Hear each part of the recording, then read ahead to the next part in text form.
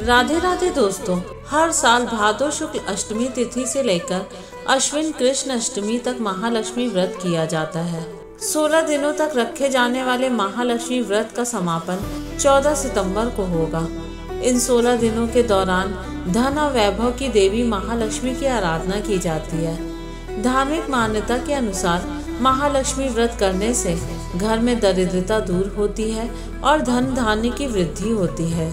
महिलाओं के लिए यह व्रत विशेष रूप से कल्याणकारी माना गया है। जो महिलाएं 16 दिनों तक महालक्ष्मी व्रत करती हैं, उनके लिए इस व्रत कथा का पाठ करना जरूरी माना गया है। तो आइए महालक्ष्मी व्रत कथा शुरू करते हैं। पौराणिक कथा के अनुसार एक गांव में एक गरीब ब्राह्मण रहता था।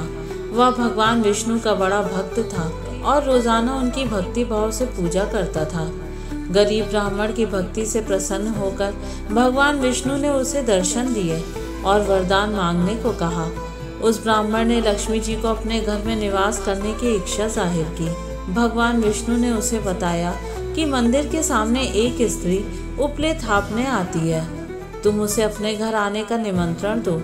वही स्त्री लक्ष्मी जी हैं और उनके घर आने से तुम्हारा घर धन धान्य से भर जाएगा।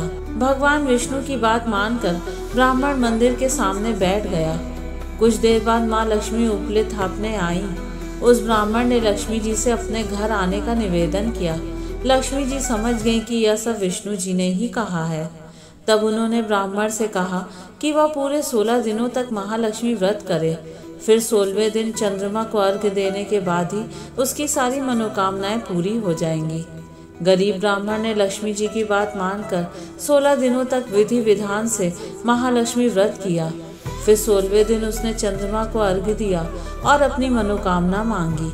महालक्ष्मी व्रत के कारण लक्ष्मी जी ने उसकी मनोकामना पूरी की और उसका घर धन धान्य से भर दिया। आइए जानते हैं इस व्रत का क्या महत्व है। धार्मिक मान्यता के अनुसार जो भी व्यक्ति महालक्ष्मी व्रत रख कर इस कथा को सुनता या पढ़ता है, उसकी सारी मनोकामनाएं लक्ष्मी जी पूरा करती हैं और उसके घर में कभी भी धन धान्य की कमी नहीं रहती है।